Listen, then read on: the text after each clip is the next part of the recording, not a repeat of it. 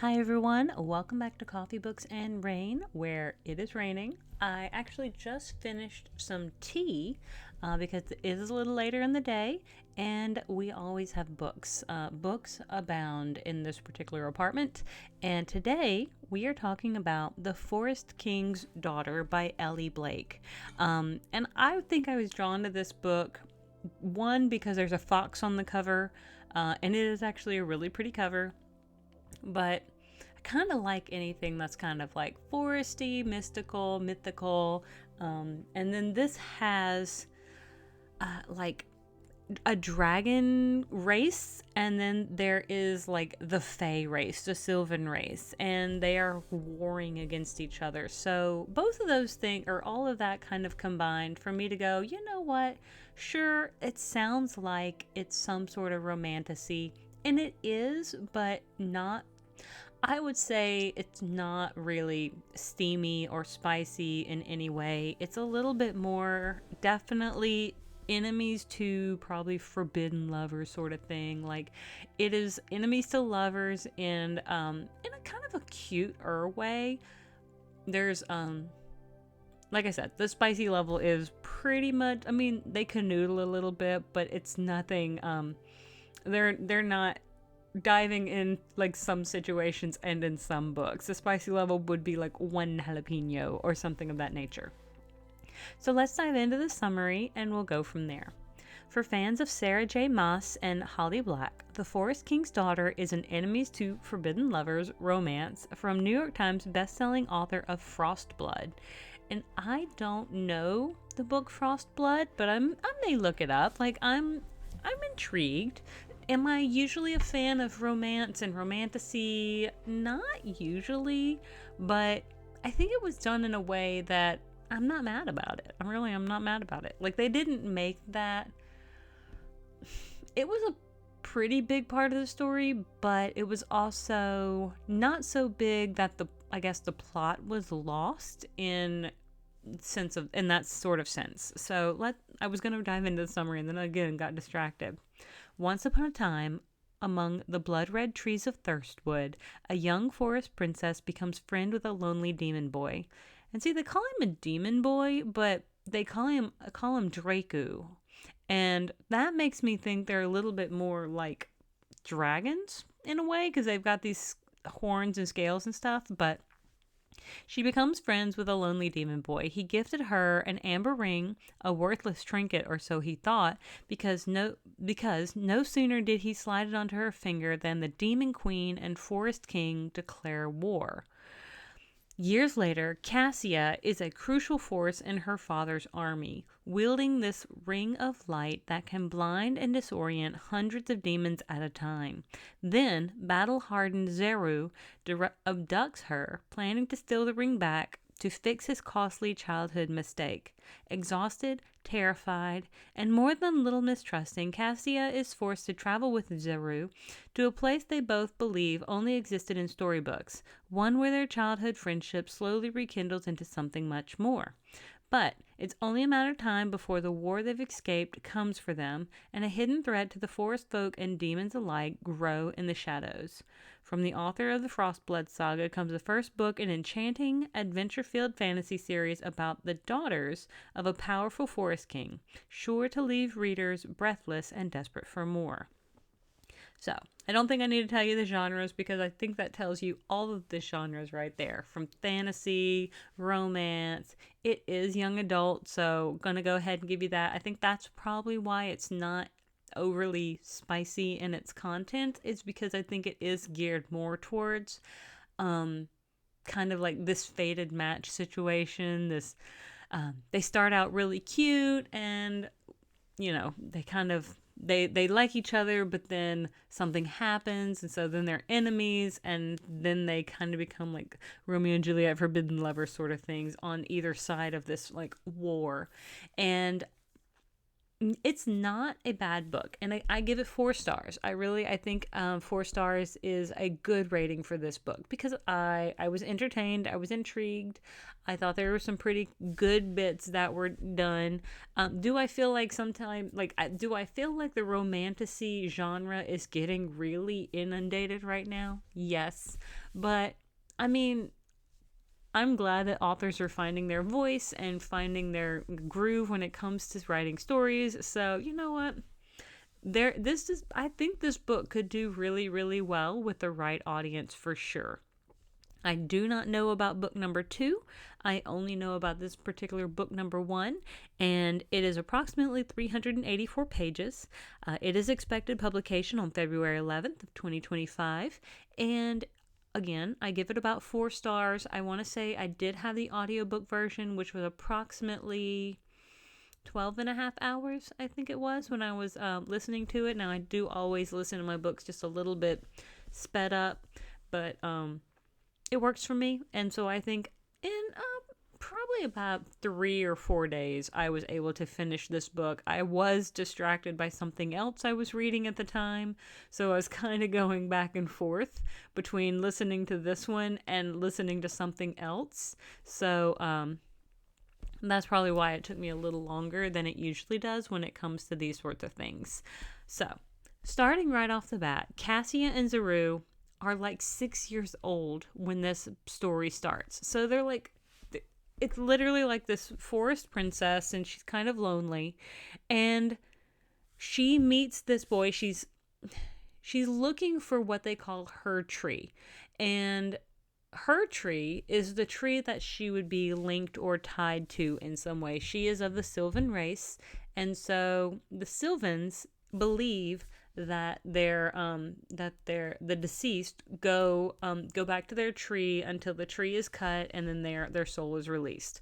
Well, she's looking for her tree that she's tied to, because supposedly hers is somewhere out there in this forest.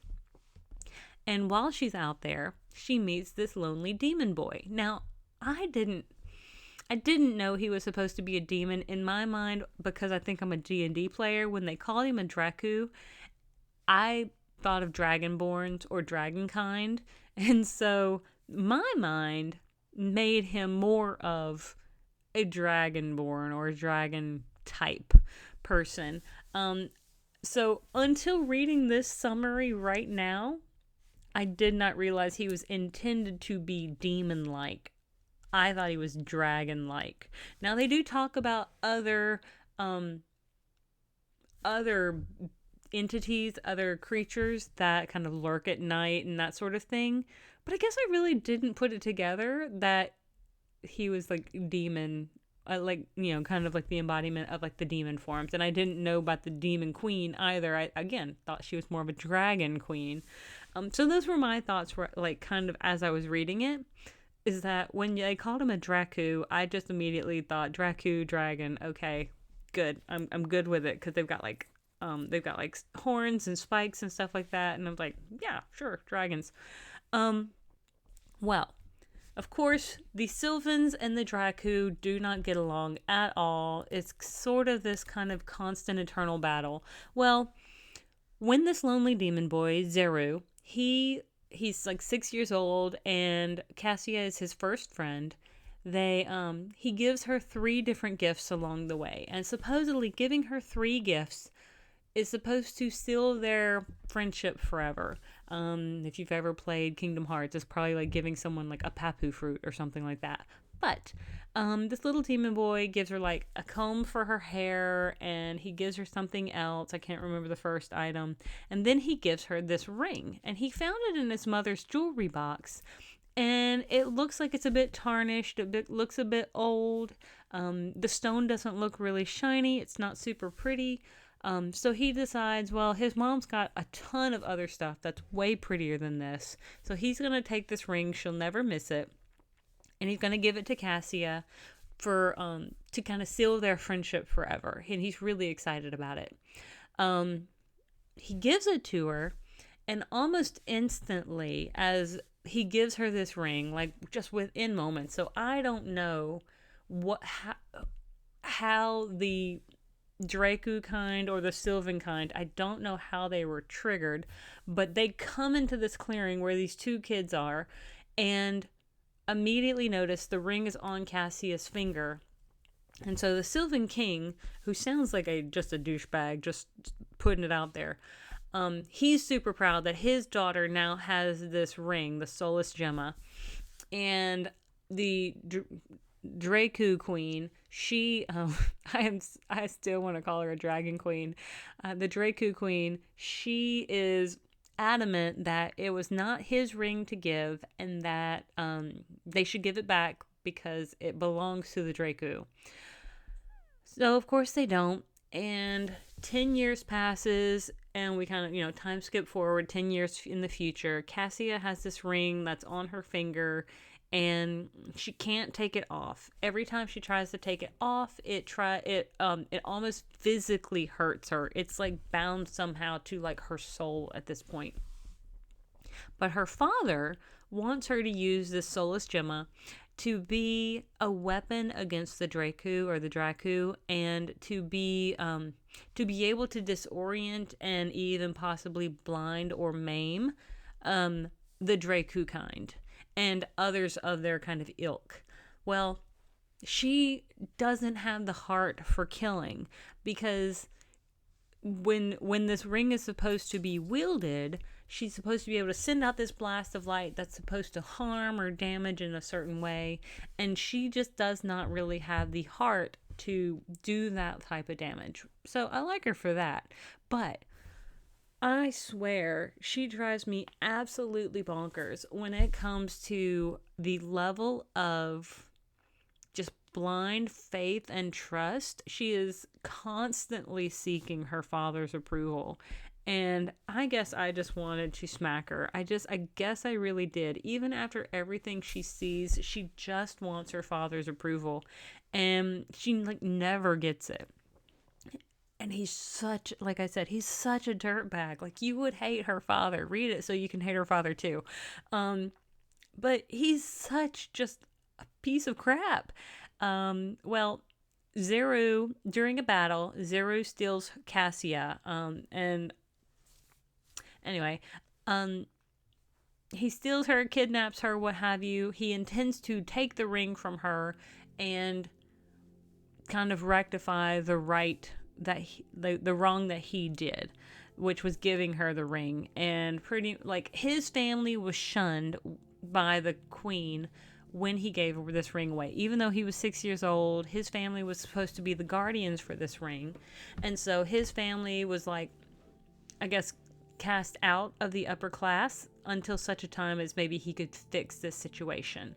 Well, now he's about 16-ish years old, 16, 17 years old, as like I said, about 10 years has passed, and he is determined to fix his mistake so his family doesn't have to suffer anymore because of his mistake. Cassia, on the other hand, just wants to use this ring to make her father proud. So I'm definitely on Zeru's side when it comes to, I guess, rectifying the wrong. And Cassia, even from the very beginning, like when they were like, he asked her to give the ring back, she was like, oh no, I promised I'd never take it off. I'm like, yeah, I get it. You're 6, but you are surrounded by all these like big bad people. Maybe we can diffuse the situation and just like give it back. I don't know. But there were a couple of things that I was on the fence about with regards to just how it played out. And Cassia gets so freaking annoying. I swear, for like, I don't know, 2/3 of the book, I just wanted to like smack her. I just really did. You would too. Yes, that's going to be my justification for going to read this. Because she can be so infuriating sometimes. And I'm just like, okay, I got to put it into perspective that she's like this 16, 17-year-old girl without her mother, kind of on the outside of her family looking in, and she's constantly seeking approval.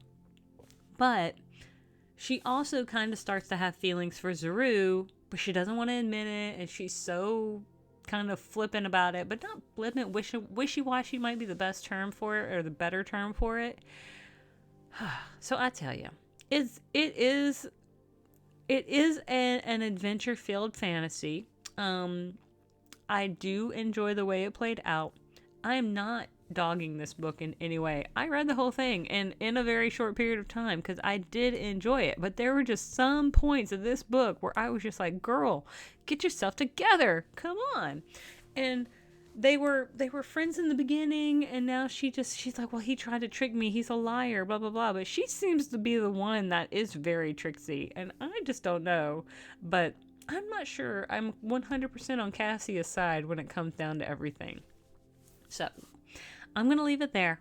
With all of that being said, thank you so much for tuning in. I hope you will like and subscribe and come back in the future, and I will see you guys on the next page. I hope you have a great one. Bye.